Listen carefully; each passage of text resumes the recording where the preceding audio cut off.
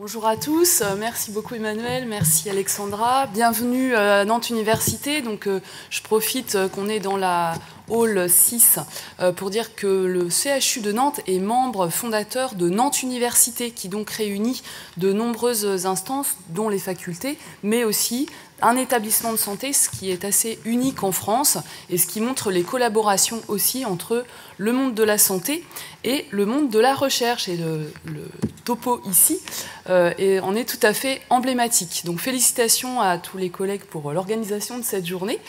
Donc on va commencer avec la thématique des traitements de demain. Alors évidemment, demain, c'est un petit peu aujourd'hui quand même.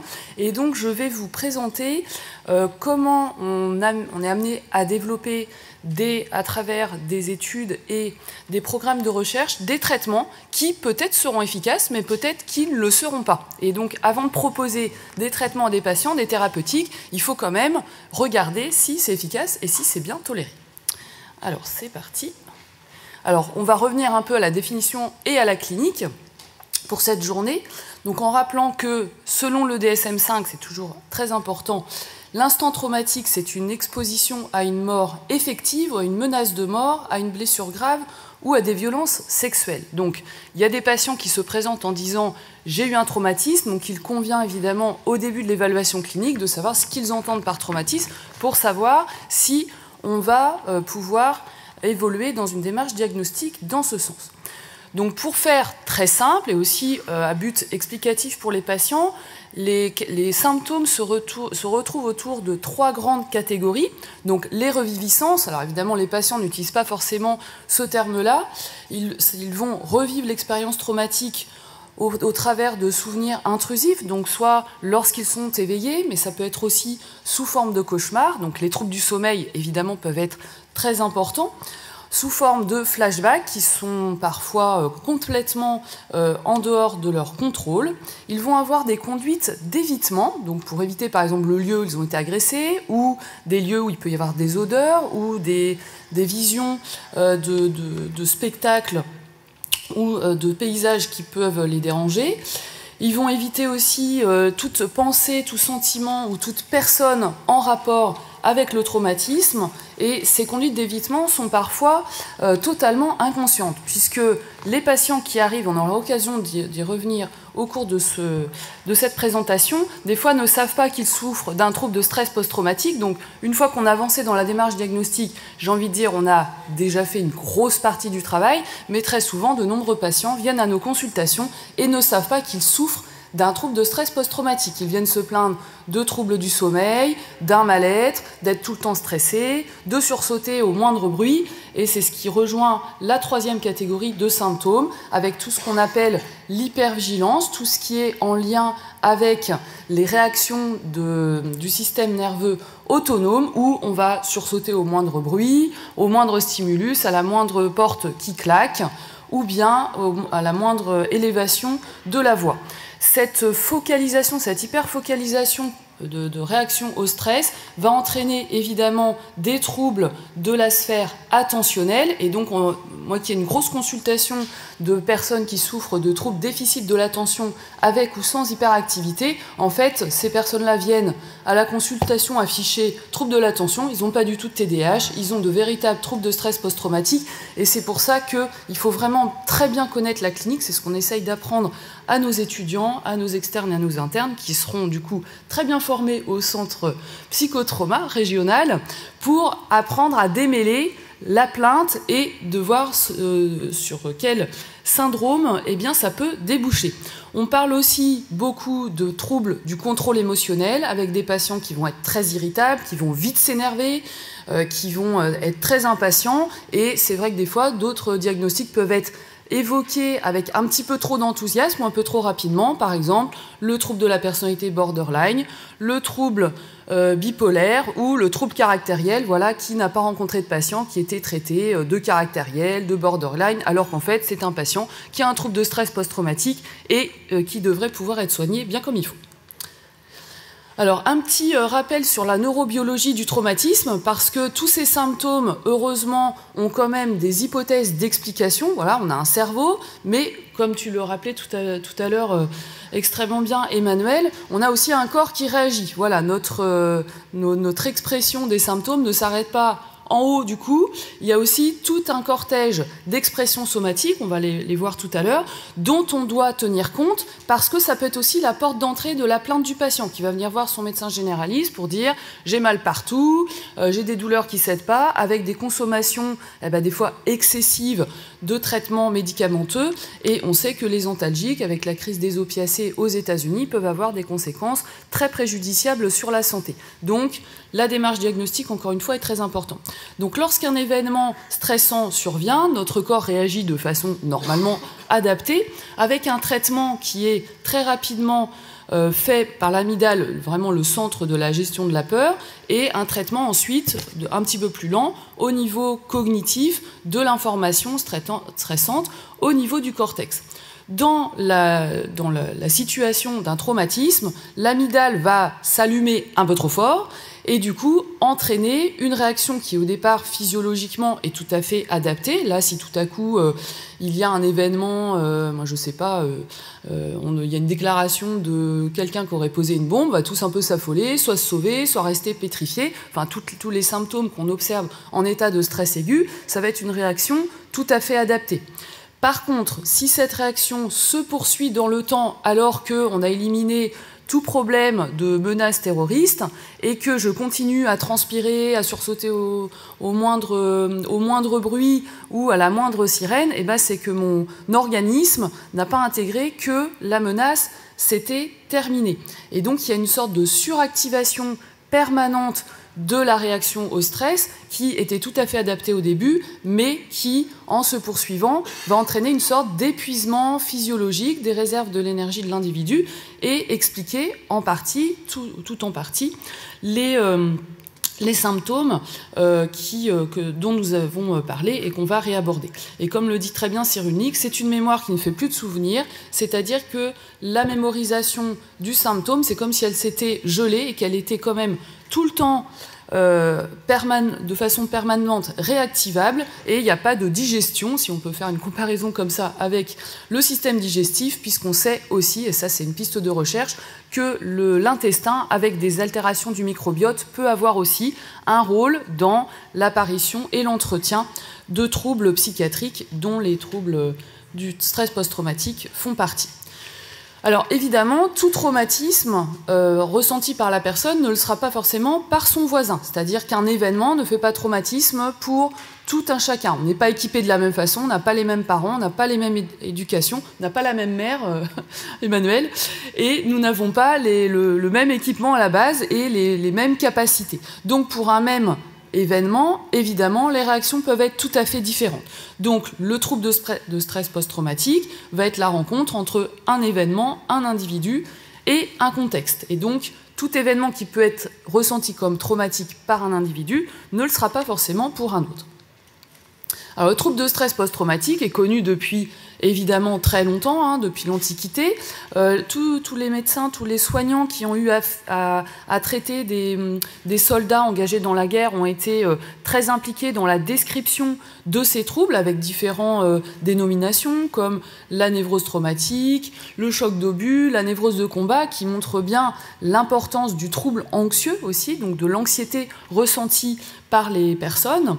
Et avec une apparition, on va dire, dans les classifications internationales, petit à petit, sous la forme d'abord de troubles anxieux dans le DSM-4, et avec une amélioration à la fois des connaissances, mais aussi dans les classifications du DSM-5, l'apparition du trouble de stress post-traumatique, avec aussi des troubles liés, comme par exemple les troubles de l'adaptation, avec une prévalence qui est très importante. Alors évidemment, selon les populations auxquelles on s'intéresse, et en fonction par exemple de leur histoire, par exemple l'histoire de la guerre en Ukraine va forcément entraîner une épidémiologie beaucoup plus importante sur cette population, donc il ne faut pas méconnaître aussi tout le contexte sociopolitique autour de ces questions. Alors comme je vous disais tout à l'heure, on n'est pas tous égaux pour devoir développer un trouble de stress post-traumatique. Il y a d'abord une sorte de vulnérabilité pré-traumatique, donc avant un traumatisme, tout ce qui est antécédent personnels ou familiaux de troubles psychiatriques, alors tout confondu, que ce soit les troubles de l'humeur, des troubles du spectre schizophrénique, des troubles du spectre autistique ou addictif, les expositions traumatiques dont on n'a pas forcément souvenir, soit en raison d'un jeune âge, soit en raison d'amnésie traumatique, donc qui fait partie aussi des symptômes qui vont se développer après le traumatisme. Les femmes sont 2 fois plus exposées que les hommes. Alors évidemment, il y a des explications hormonales, il peut y avoir des explications sociologiques, et cette symptomatologie, cette clinique va venir se transformer avec les personnes transgenres, donc pour des femmes qui voudraient devenir des hommes qui voudraient devenir des femmes, et qui, recevant des traitements médicaux, par exemple à base de traitements hormonaux ou chirurgicaux, vont venir aussi transformer la clinique qu'on connaît bien depuis un petit moment, puisque on sait que les personnes transgenres, hommes vers femmes ou femmes vers hommes, représentent une population particulièrement vulnérable en raison de stigmatisation et en raison aussi d'une surreprésentation de troubles psychiatriques, dont le PTSD par harcèlement, par plus de traumatisme, parce qu'ils sont différents des autres. Et ça peut commencer très jeune, à l'école, avec ce qu'on connaît de mieux en mieux maintenant, du cyberharcèlement, et qui peut conduire à des conduites suicidaires et malheureusement à des suicides aboutis. Si on fait partie de minorités ethniques, qu'on a un bas niveau socio-économique et un faible niveau éducatif, on est également plus exposé. Évidemment, ça c'est des généralités sur des grandes cohortes. Après, il convient d'adapter ces connaissances au cas particulier de chaque personne. Après, autour du tout ce qui va être autour du traumatisme, les facteurs de risque de développer un trouble de stress post-traumatique va dépendre de l'intensité de la réaction de la peur, du phénomène de dissociation péritraumatique sur lequel on aura l'occasion de revenir, la nature de l'événement traumatique, même si la façon de ressentir pour chaque personne est très différente. Il y a quand même des événements, par exemple des prises d'otages, des menaces terroristes, qui sont très violentes en soi et qui peuvent entraîner par la nature, plus de stress post-traumatique. Et puis, l'intensité de l'hyperréactivité neurovégétative persistante. Donc, tous les petits signes qu'on a décrits tout à l'heure, les sursauts, la sueur, les douleurs digestives, les problèmes aussi tensionnels, par exemple, la tachycardie, les palpitations, eh bien, si ça persiste longtemps après le trauma initial, la réaction végétative qu'on a vue tout à l'heure, eh bien, malheureusement, ça va être un facteur de risque pour le trouble de stress post-traumatique. Et puis, enfin, dans la prise en charge autour, si on manque de soutien social, mais ça, c'est pas réservé qu'aux facteurs de risque du trouble post-traumatique, autour de l'événement traumatique, eh bien, si on a aussi d'autres pathologies, comme une pathologie chronique, une pathologie métabolique, ce qu'on appelle les pathologies de stress. Là, je pense qu'on est beaucoup dans la salle à s'occuper de patients dans le champ de la psychiatrie et de la santé mentale, mais le trouble du stress post-traumatique concerne de nombreuses autres disciplines, notamment les collègues qui s'occupent de patients douloureux chroniques, ou tout ce qu'on appelle, de façon un petit peu fourre-tout, les troubles fonctionnels, c'est-à-dire tous ces troubles qui ne sont pas médicalement expliqués et dont les patients traînent d'un spécialiste à un autre, qui leur fait tout un tas d'examens et qui leur dit « mais en fait, monsieur, madame, vous n'avez rien », ce qui est absolument terrible quand on souffre dans son corps et dans son esprit, et qui finit par atterrir chez le psychiatre, qui, des fois, heureusement, peut faire des diagnostics, notamment de stress post-traumatique, et commencer enfin à aider des patients qui avaient une expression essentiellement corporelle de leur trouble. Donc on comprend bien la voie de recherche et la voie très importante d'efficacité des approches corporelles chez ces patients qui sont cassés de partout. Et ensuite, si on a des stratégies d'adaptation, donc on dénomme aussi sous le terme de stratégie de coping inefficaces, eh bien on va avoir du mal aussi à s'adapter. Et enfin, si on est exposé à des nouveaux traumatismes, ce qui nous amènera petit à petit vers le trouble traumatisme complexe, eh bien, on est plus à risque. Donc, vous voyez, ça commence à faire beaucoup. Donc, pour développer un trouble de stress post-traumatique, si on résume, il faut déjà être exposé à un événement potentiellement traumatique, sachant que, comme je vous disais, un événement traumatique pour quelqu'un ne le sera pas forcément pour moi. Il faudra ensuite avoir des syndromes, comme on l'a vu tout à l'heure, de répétition, donc soit sous forme dans le cadre du sommeil, de cauchemar, soit sous forme un peu de rêve éveillé, des comportements d'évitement, des altérations négatives de la cognition et de l'humeur, avec cette cette humeur qui est un peu soupolée, cette irritabilité, cet énervement, qui peuvent entraîner de véritables retentissements au sein du couple, au sein de la famille, avec une moins bonne tolérance vis-à-vis, par exemple, des jeunes enfants, et puis tout ce qui est hyperactivation neurovégétative, si elles continuent, peuvent entraîner de véritables pathologies de stress, on va le voir, métaboliques, cardiovasculaires, etc. Donc, on parle de stress post-traumatique lorsque les symptômes durent plus de 1 mois et lorsqu'il y a une souffrance cliniquement significative qui peuvent amener le patient à consulter, mais qui peuvent aussi ne pas l'amener à consulter parce qu'il n'a pas identifié que c'était quelque chose qui pouvait relever d'actes de soins, d'où l'importance de sensibiliser la population générale. Les patients ne viennent consulter que si ils ont identifié eux-mêmes un trouble ou une plainte. Et il y a aussi quelques critères d'exclusion, dont par exemple tous ces symptômes qui pourraient être en lien avec la prise de substances ou une maladie autre. Alors, l'importance d'évaluer, donc tu faisais le lien avec la recherche et l'importance d'évaluer l'intensité, le nombre de symptômes. Il existe un certain nombre d'échelles, mais il faut toujours en rechercher de nouvelles, parce qu'une échelle n'est pas forcément adaptée à tous les âges, à toutes les populations, à toutes les comorbidités qui existent, donc il faut pouvoir les adapter. La PCL5 est, on va dire, de façon très courante, adaptée, et elle sert à évaluer notamment l'intérêt, l'efficacité de programmes thérapeutiques, que ce soit dans le champ médicamenteux ou psychothérapique. Et donc il s'agit d'un auto-questionnaire qui, vous pouvez voir sur l'écran, va reprendre quelques questions qui vont explorer les symptômes que l'on a détaillés. Alors ça c'est toujours important d'avoir une frise chronologique dans la tête pour comprendre où se trouve le patient à un moment où on le rencontre. Donc on peut le voir des fois juste au début du traumatisme si on est amené à intervenir en urgence sur une intervention. Ensuite, si on le voit dans le premier mois, on se trouve dans le cadre du trouble de stress aigu. Alors évidemment, on n'est pas un jour près, hein. Ces classifications, elles sont là pour donner des repères qui peuvent être communs à tout le monde, pour aussi guider les prises en charge. On a dit que si ça durait plus de 1 mois, on se trouve dans le trouble de stress post-traumatique aigu, et à partir de 3 mois, on va parler de chronicité. Et évidemment, vous en avez sûrement tous l'expérience, il n'est pas très fréquent que les patients nous consultent très précocement. Ils vont nous consulter dans les mois suivant le traumatisme, si tant est qu'ils ont pu l'identifier, les années suivantes, les dizaines d'années suivantes. Et encore pire, quand il y a eu une amnésie traumatique. Donc le trouble de stress post-traumatique, il y a des sous-formes qui sont identifiées, et ça c'est très important parce que certains thérapeutiques vont être efficaces dans certaines sous-formes et d'autres dans d'autres formes cliniques.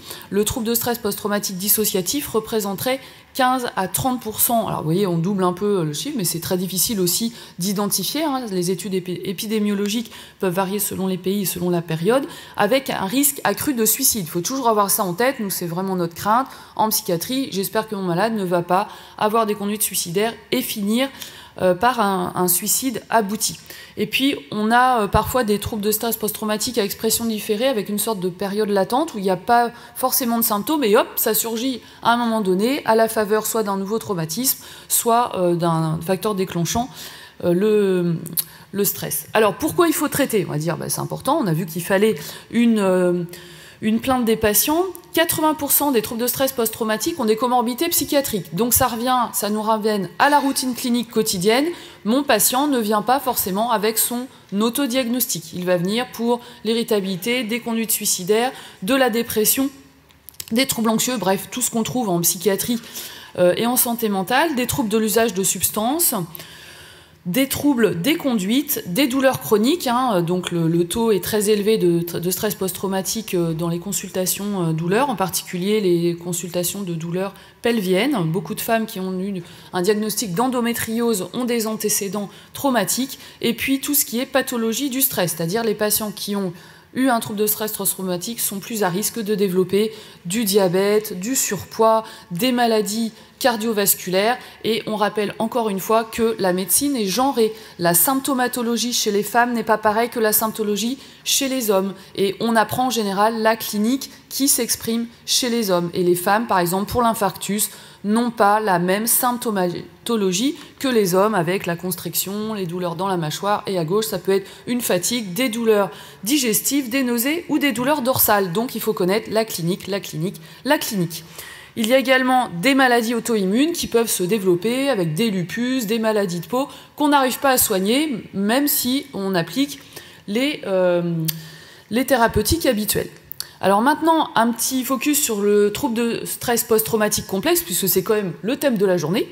Par opposition au trouble de stress post-traumatique simplexe, de façon vraiment très schématique, le trouble de stress post-traumatique simplexe, entre guillemets, parce que on peut pas trop dire ça à un patient que lui, il a un trouble de stress post-traumatique simple ou isolé, eh bien, il y a deux composantes. Il y a une composante quantitative avec la notion de répétition des traumas, soit dans un temps très court, par exemple, voilà, une guerre qui se déclenche et puis tous les jours on va entendre les bombes et il faut aller dans la cave, ou bien je perds mes parents, ou je vois des choses affreuses. Et il y a aussi une composante qualitative qui va atteindre la structuration de l'individu en lui-même. Surtout si ça commence tout petit. L'enfant, s'il est perpétuellement agressé, en particulier les agressions de nature sexuelle sont très, très connues pour entraîner des développements du trouble du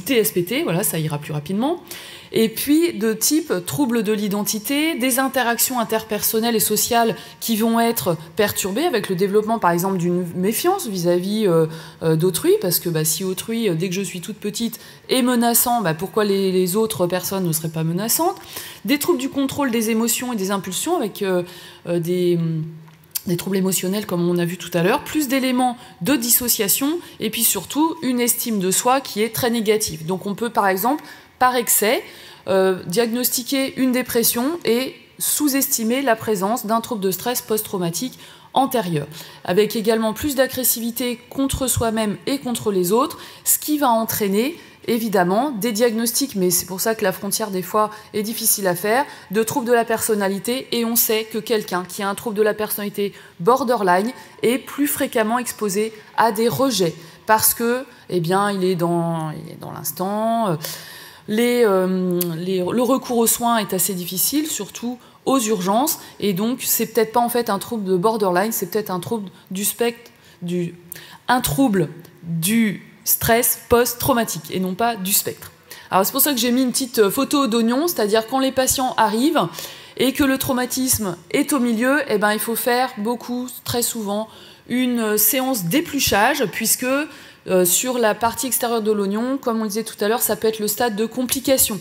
Donc une dépression résistante, des conduites suicidaires à répétition, et on est obligé d'explorer, on va dire, tous les troubles psychiatriques qui existent pour essayer de faire la part des choses. Évidemment, très souvent, les troubles sont associés, mais ça ne veut pas dire qu'il ne faut pas s'occuper du TSPT. Alors maintenant, un petit mot sur les thérapeutiques classiques. Donc la prise en charge, elle associe plusieurs abords, évidemment, médical, psychologique, social, sans oublier le volet juridique, qui en soi a des vertus thérapeutiques si le patient le souhaite, et dont l'importance d'avoir accès à toute une sorte de plateau de professionnels qui ont leur rôle à jouer. En termes d'éducation thérapeutique et de règles hygiéno-diététiques, évidemment, une bonne qualité du sommeil, une bonne gestion aussi de l'activité physique, on en parle de plus en plus, mais l'activité physique, en particulier adaptée à des bienfaits qu'on ne discute plus maintenant, sur la régulation du stress, sur la diminution des réactions inflammatoires.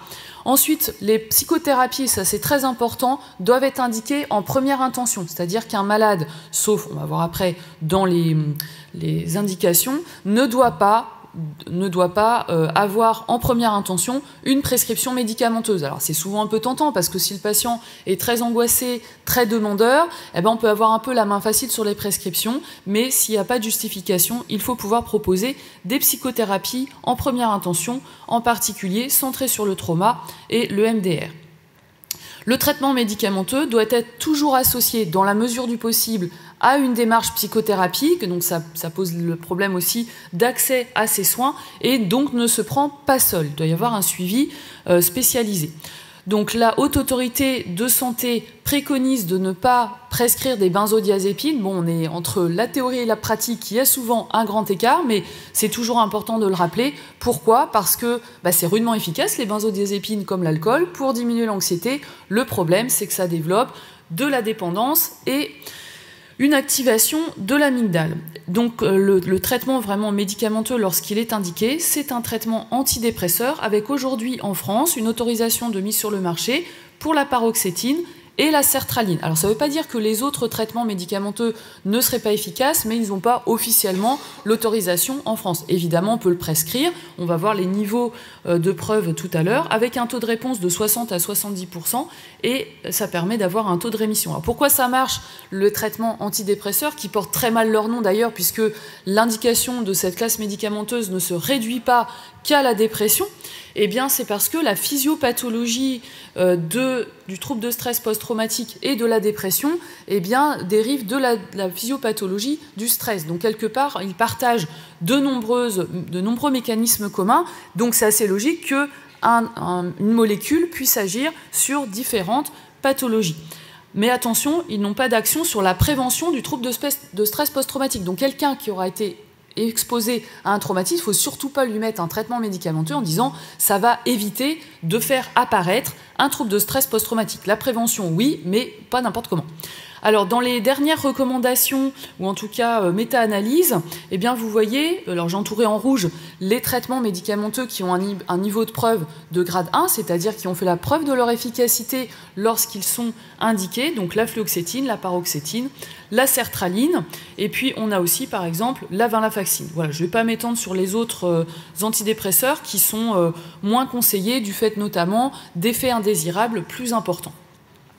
Alors, y a-t-il une place pour les antipsychotiques atypiques? C'est vrai que devant des symptômes cliniques de type dissociation qui peuvent être quasiment psychotiques-like, j'ai le souvenir d'une patiente qui nous était adressée pour troubles schizophréniques complexes, qui résistait à tous les antipsychotiques, et en fait, en reprenant son historique, elle était complètement persécutée par les voitures parce qu'elle avait eu un accident de voiture très très jeune qui est réapparu à la faveur des soins proposés, et donc le diagnostic qui était celui de trouble psychotique était en fait celui d'un trouble de stress post-traumatique complexe avec une inefficacité et puis aussi une mauvaise tolérance des différents antipsychotiques atypiques. Alors ça ne veut pas dire que c'est facile de critiquer les collègues qui ont déjà fait un premier diagnostic, mais le message est le suivant: quand on fait un diagnostic, qu'on propose des traitements qui sont censés être efficaces et qui ne marchent pas du tout, ou qui sont très mal tolérés, ça nous invite à revenir à la case départ et à se dire, bon, est-ce que j'ai bien tout exploré? Est-ce que j'ai bien fait le bon diagnostic? Voilà, on a le droit de se tromper, par contre, il ne faut pas rester dans l'erreur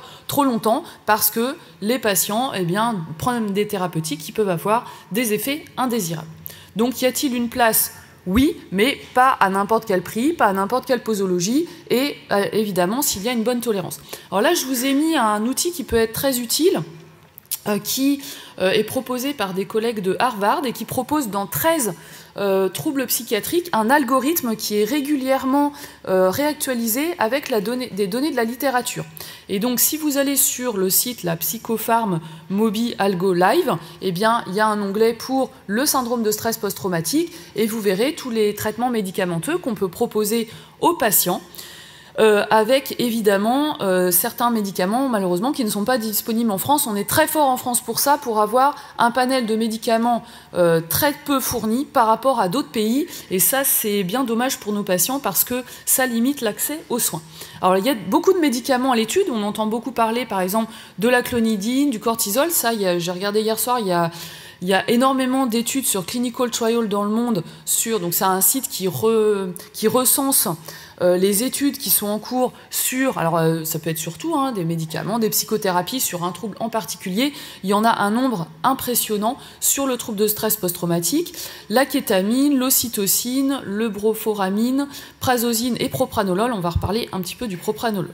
Donc les traitements maintenant du trouble du stress post-traumatique complexe, vous doutez bien que c'est un petit peu plus compliqué que celui qui serait simplex.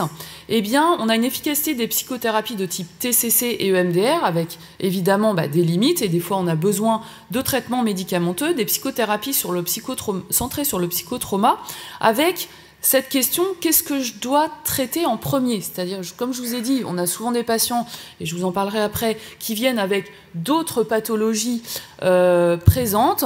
Qu'est-ce que je traite d'abord? La dépression, le trouble anxieux, le trouble addictif, le psychotrauma. Donc, vient petit à petit des méthodologies qui restent encore à étudier. Est-ce qu'on fait par exemple du séquentiel? Est-ce qu'on prend en charge d'abord une pathologie qui fait partie des complications et ensuite on s'approche sur une psychothérapie centrée sur le trauma? C'est des vraies questions. C'est vrai, quand on arrive avec des patients qui sont dans un état dépressif gravissime et qui ne sont même pas capables de savoir quel jour on est et d'avoir une mémoire efficace, comment imaginer les faire travailler sur le trauma alors qu'émotionnellement il n'y a plus rien dans la boutique?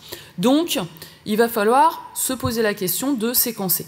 Alors maintenant, on va s'approcher des thérapeutiques combinées, parce que bon, pour l'instant, vous avez vu, on a quand même pas mal d'outils sous la main, mais on peut les mettre ensemble, ces outils, soit en même temps, soit l'un avant l'autre, soit l'un et l'autre beaucoup après. Et donc, on entend de plus en plus parler, par exemple, des psychothérapies augmentées. Psychothérapie augmentée par médicaments. Donc un exemple qui est très récent, donc certains d'entre vous se sont peut-être déjà formés, une méthode qui a été développée par le professeur Alain Brunet, qui consiste en fait à proposer la prise d'un traitement propranolol, qui est donc un bêta-bloquant qui va ralentir le rythme cardiaque. Donc on peut le prendre évidemment si on a des palpitations, si on a de la tachycardie, c'est une indication pour les cardiologues, mais c'est un médicament qui peut être très utile pour les troubles anxieux lorsque on veut éviter de recourir aux benzodiazépines. Et donc la psychothérapie proposée par notre collègue Alain Brunet est la prise de propranolol 1 heure avant une thérapie d'exposition, parce que ce médicament, en diminuant les réactions neurovégétatives et donc l'affolement du cœur à l'évocation du trauma, que ce soit par la pensée ou par une exposition visuelle ou autre, eh bien, va permettre de mieux travailler sur la thérapie d'exposition. Donc évidemment, ça nécessite plusieurs séances, ça nécessite une formation, et on voit bien là qu'il y a un intérêt à étudier la combinaison de plusieurs approches. Et donc le but de cette thérapeutique, c'est, en calmant les réactions neurovégétatives, de permettre un traitement de l'information du trauma plus facile, et donc du coup de permettre au patient, à un moment, et on le voit bien au fil des séances, le patient qui doit écrire son propre traumatisme et qu'on relit devant lui 1 heure après qu'il ait pris son propranolol, eh bien, est capable au fil des séances d'écouter le récit de son propre traumatisme avec des réactions végétatives beaucoup moins importantes, comme si petit à petit ça s'éloignait. Donc c'est une thérapeutique qui a toute sa place. Et donc aujourd'hui, on se pose la question de l'intérêt de l'eskétamine, qui est une forme un peu différente de la kétamine, dans le traitement de la dépression résistante avec troubles de stress post-traumatique. Alors pourquoi je vous parle de ce travail? Parce qu'on fait un travail avec nos collègues rouennais.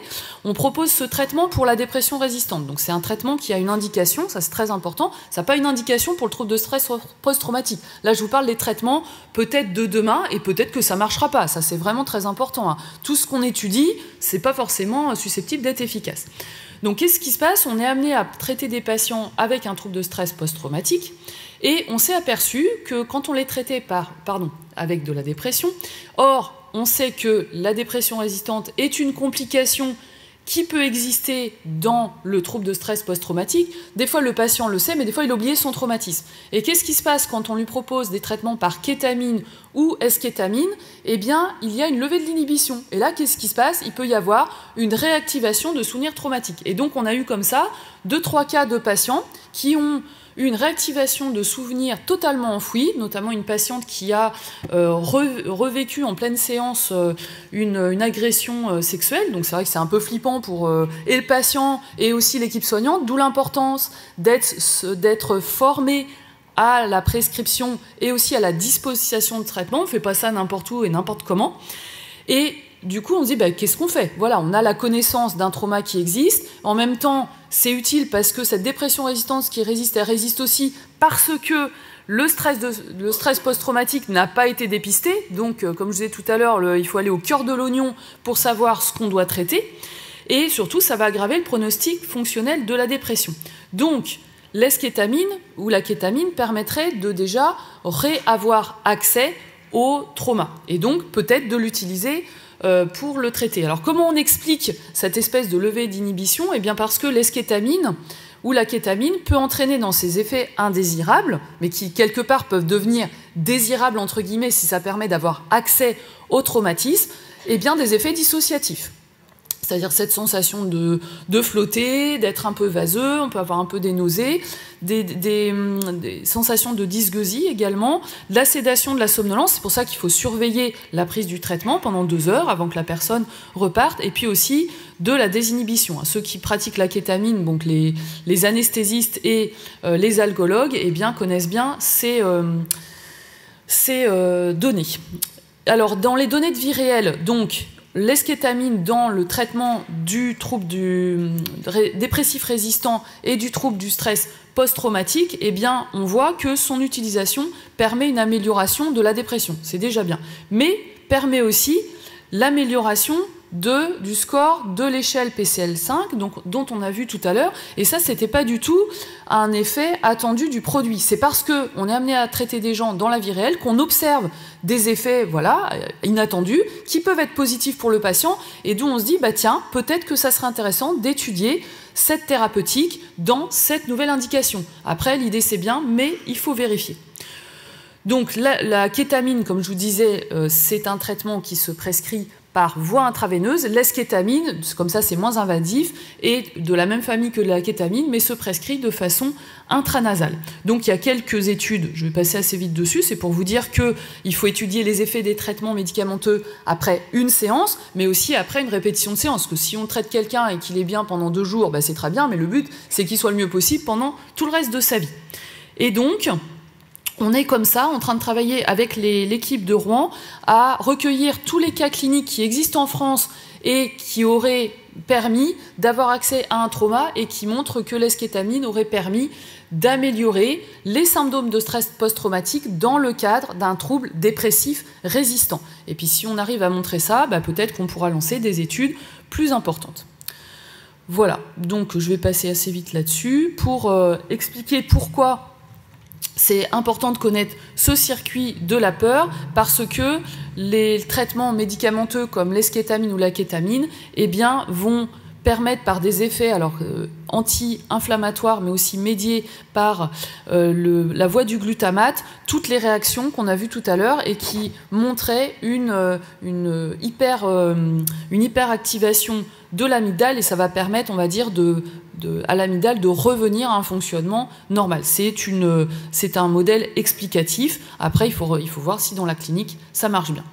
Donc c'est pour ça qu'on développe, enfin c'est pas moi qui développe, hein, c'est pas moi qui ai eu l'idée, mais on peut participer à développer des thérapies assistées par kétamine, avec toutes les questions, à quel moment le faire, est-ce qu'il faut traiter bien comme il faut d'abord la dépression résistante, est-ce qu'il faut le faire une fois par semaine. C'est des questions après très pratiques qui vont prendre du temps pour apporter des réponses.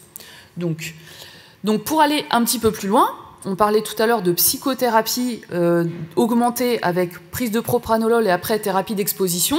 L'idée est venue chez certains cliniciens de se dire, bah, tiens, on va profiter du traitement par kétamine pour faire une thérapie d'exposition, sur le même modèle qu'on a vu tout à l'heure avec la propranolol. Mais alors quand est-ce qu'il faut le faire? Est-ce qu'il faut le faire en même temps, 24 heures après? Tout ça, cette cinétique, elle est importante à étudier. Aujourd'hui, on n'a pas de réponse. Voilà, peut-être que dans quelques années, ce sera possible. Donc le timing, voilà, je vais passer vite aussi, parce que je voudrais vous parler un petit peu de réalité virtuelle, qui est un autre type de technique de dispositif médical qui pourrait permettre d'aider au traitement des syndromes de stress post-traumatique. Donc, à quoi ça sert de faire une thérapie d'exposition par la réalité virtuelle? Eh bien, c'est que parfois, il y a des difficultés de la mise en place des thérapies cognitivo-comportementales par imagination ou par conduite d'évitement du patient, et que si on se fait aider par la réalité virtuelle qui permet de mettre la personne dans un environnement qui peut reproduire de façon assez fidèle les conditions dans lesquelles s'est passé le traumatisme, eh ben, l'hypothèse, c'est que ça permettrait d'engager émotionnellement le patient de façon plus importante avec un résultat plus efficace chez des patients chez qui la TCC classique ne serait pas ni accessible pour des raisons cognitives ou d'évitement. Et donc il y a quelques études qui sont en cours. Alors là c'est pareil, hein, il ne faut pas croire que c'est une méthode miracle, hein, parce qu'il y a des gens qui peuvent s'acheter des casques de réalité virtuelle par eux-mêmes sur Internet, se faire leur petite séance à la maison et puis après ne pas maîtriser du tout leurs conséquences émotionnelles. Donc il faut faire très attention parce que il peut y avoir des vendeurs de rêves aussi qui disent j'ai un super dispositif, voilà, vous l'achetez, et puis il y a des gens qui peuvent se faire aussi du beurre sur la misère émotionnelle des patients. Donc il faut toujours être très rigoureux dans l'évaluation de ces méthodes et dans leur proposition thérapeutique. Donc vous voyez que les essais sont quand même survenus aussi suite à des périodes de guerre et notamment chez les vétérans. Alors un petit mot aussi sur les techniques de neuromodulation ou neurostimulation qu'on peut être amené à utiliser en psychiatrie et qui commencent à avoir un intérêt, je dis bien qui commencent à avoir un intérêt. Donc aujourd'hui, il n'y a pas de niveau de preuve et il n'y a pas d'indication de ces techniques. Il y en aura peut-être dans les années qui viennent. Donc les techniques de neuromodulation, ça consiste à utiliser un stimulus électrique ou un stimulus magnétique pour venir aider le cerveau, donc là par exemple l'amygdale, mais aussi en agissant sur les phénomènes inflammatoires, sur les phénomènes du stress, pour des troubles psychiatriques très variés. Alors les plus connus évidemment, et c'est là où il y a eu le plus d'études, c'est dans les troubles de l'humeur et en particulier les troubles dépressifs, avec aujourd'hui un niveau de preuve très important pour l'électroconvulsivothérapie, et qui commence à l'être aussi de façon de plus généralisée pour la stimulation magnétique transcrânienne. Donc les techniques de neuromodulation en orange seront sans doute celles qui seront le plus accessibles parce qu'elles ne nécessitent pas d'anesthésie, donc pas besoin d'anesthésiste. Elles sont évidemment beaucoup moins invasives et elles peuvent se pratiquer à condition d'avoir une machine et aussi d'être formé. Là c'est pareil, il ne faut pas faire n'importe quoi. Autant une machine de RTMS qui ressemble un peu à une grosse machine d'échographie, bon ça coûte cher, c'est réservé à des établissements de santé, des établissements publics ou privés, mais vous voyez la TDCS, là, le petit courant direct qui consiste avec une anode et une cathode et on ressent des petits picotements sur la tête. On peut s'acheter des casques à pas cher du tout sur Internet, mais attention, ce matériel n'aura pas eu des vérifications médicales et il y a des gens qui peuvent faire un peu n'importe quoi, avoir des brûlures sur le cuir chevelu et puis surtout avoir une utilisation complètement de mode mésusage de ces thérapeutiques. Donc il faut faire très attention et quand un patient arrive en disant j'ai essayé ça, j'ai acheté ça aux États-Unis sur Internet, évidemment il faut être un petit peu méfiant, surtout qu'on ne connaît pas les effets inattendus qu'il pourrait avoir tout seul dans sa maison. Donc attention, il faut toujours évaluer. Donc ça c'est juste de façon imagée la stimulation magnétique transcrânienne et la TDCS, avec, là, pour résumer, une étude très récente qui regardait l'intérêt de toutes ces techniques-là dans l'application sur le trouble du stress post-traumatique. Et on voit aujourd'hui que s'il y a une méthode qui est la plus prometteuse, c'est la stimulation magnétique transcrânienne. Alors ça ne veut pas dire que les autres dont je vous ai parlé ne sont pas efficaces, mais elles ont été moins étudiées. Et c'est pas parce que ça a bien marché chez un patient que ça va marcher chez tous les autres patients de la Terre. Donc il faut répliquer les études et les proposer ensuite, et puis après, si c'est efficace, leur trouver une place. Qu'est-ce que je fais d'abord? Est-ce que je fais la psychothérapie et après une thérapie par neurostimulation? Est-ce que je les fais ensemble? L'association d'une thérapeutique de neuromodulation avec une technique psychothérapique est aussi en train d'être étudiée. Par exemple, avec une technique de neuromodulation, on peut diminuer aussi la réaction au stress, et donc on peut avoir le même type d'application que la thérapie de la reconsolidation, par exemple. Bon, ça, c'est des hypothèses de travail. Et puis, il y a des études qui résument, donc ça, je vous renvoie aux auteurs qui ont fait ça, qui résument pour ceux qui s'y intéressent, et donc qui répertorient, c'est un catalogue, les niveaux de preuve, à un moment donné, de l'intérêt d'une technique dans le stress post-traumatique.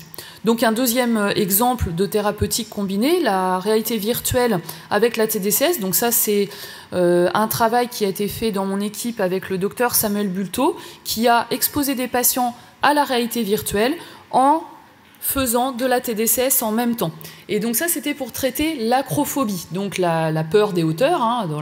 Et d'ailleurs, il Il y a eu des associations scientifiques avec des personnes qui travaillent dans ce bâtiment, puisque il faut travailler avec des ingénieurs, avec des gens qui savent créer ces environnements, qui savent créer ces machines. Et donc l'hypothèse de travail était de dire, si on fait une thérapie d'exposition avec de la réalité virtuelle, avec de la TDCS active, donc pour inhiber la réaction de la peur, ça sera peut-être plus efficace que de faire de la réalité virtuelle toute seule. Alors on pense souvent que le plus c'est le mieux, mais pas forcément, puisque l'étude qui a été menée par Samuel Vulto, donc là c'est un exemple de ce que voyait le patient quand il mettait le casque de réalité virtuelle, donc c'était vraiment très bien figuré, et puis donc il avait son casque, et avec une planche qu'on avait achetée chez Monsieur Bricolage, pour ne pas le citer, il marchait, et lui, sauf que lui, il croyait vraiment qu'il marchait sur un immeuble de 10 étages ou encore plus, et donc il pouvait avoir des réactions de peur. Donc évidemment, vous doutez bien, il faut bien quelqu'un à côté, parce que sinon, s'il a peur, il casse le matériel, ou il sauve en courant, là on sera très délétère. Donc il y avait d'abord une étude de faisabilité qui a été faite en réalité virtuelle, pour regarder déjà si c'était possible de le faire. Donc ça a obtenu un financement de Nantes Université.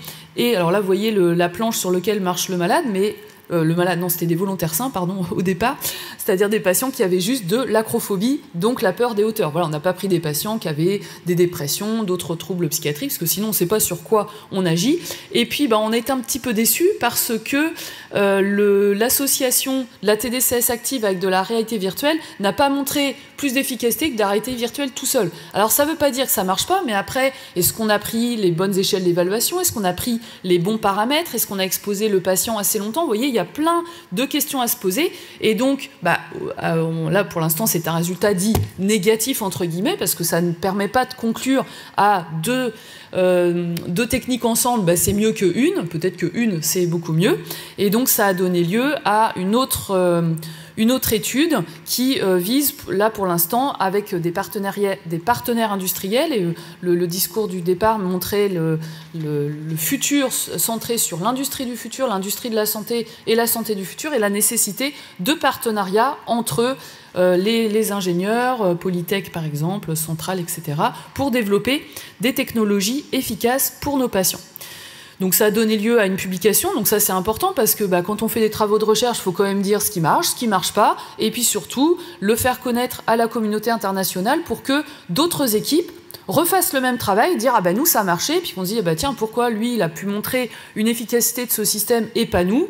Peut-être qu'il avait choisi des patients avec des intensités de symptômes moins importantes par exemple. Alors un petit mot sur l'activité physique adaptée, vous savez que c'est très à la mode, et puis c'est une très bonne chose, on ne peut que s'en féliciter, et donc c'est un encouragement à inviter les enseignants en activité physique adaptée dans les processus de soins, les parcours de soins pour nos patients, puisque à part se fouler une cheville ou se tordre le poignet en faisant une roulade avant, il n'y a pas beaucoup d'effets indésirables à l'activité physique adaptée. Alors quand on parle d'activité physique, c'est pas faire des marathons ou faire du polo ou monter à cheval si on ne l'a jamais fait.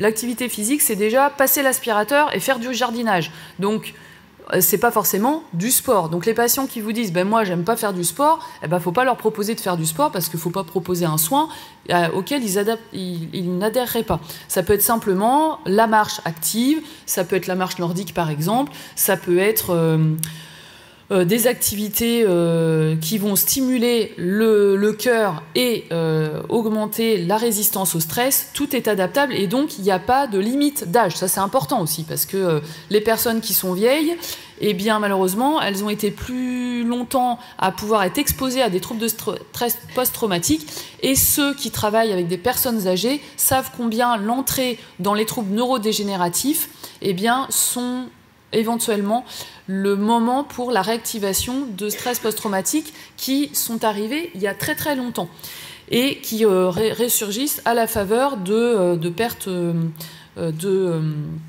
la conscience de soi et de la perte de l'identité. Donc il y a des revues de la littérature qui sont faites régulièrement. Alors l'intérêt de l'activité physique dans le stress post-traumatique est encore récent, il est beaucoup mieux connu dans la dépression par exemple, mais aujourd'hui, comme on sait que ça a un impact sur tout ce qui est pathologie du stress, eh bien, on ne peut qu'encourager. Alors après, c'est facile à dire parce que ça exige aussi un engagement personnel de l'individu qui doit aussi répéter ces séances pour qu'il y ait une efficacité. Voilà, une séance une fois dans la semaine, ça ne suffit pas, ou alors il faut que ça dure un certain nombre de semaines. Donc, encourageant nos patients. Alors après, là, je vous ai donné quelques exemples d'approches combinées. Donc, vous voyez bien que plus on a d'entités thérapeutiques, plus on peut les combiner ensemble, avant, après, à des moments différents, en les séquençant. Et donc, ça nous offre une multitude de possibilités.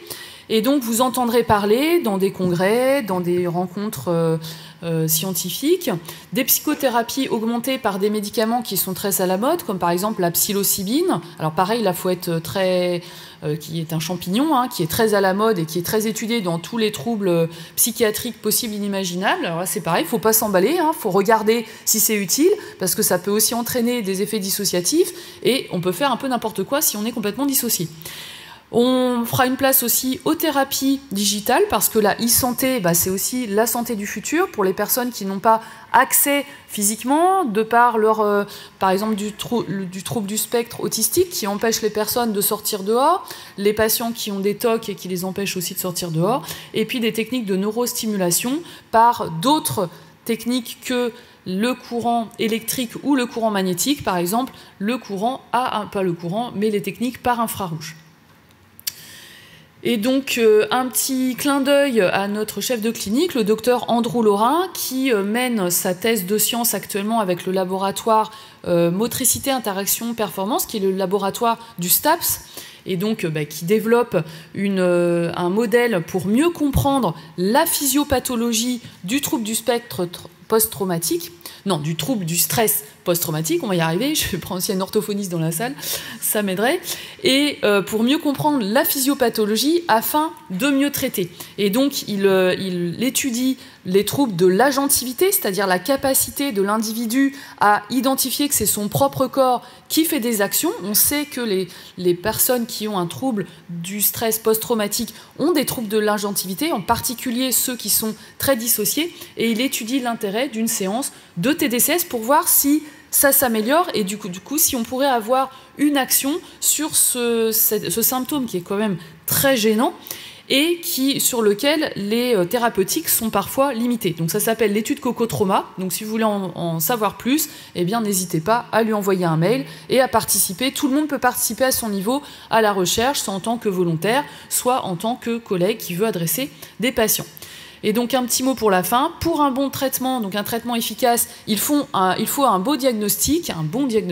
Donc avant d'essayer d'appliquer tous les traitements de la Terre, ceux d'aujourd'hui, du passé ou de demain, il faut prendre le temps d'avoir une démarche clinique vraiment rigoureuse pour être sûr de ne pas se tromper, parce qu'on ne peut pas se permettre de perdre du temps avec ces patients qui arrivent à nos consultations souvent à un état assez catastrophique. Merci pour votre attention.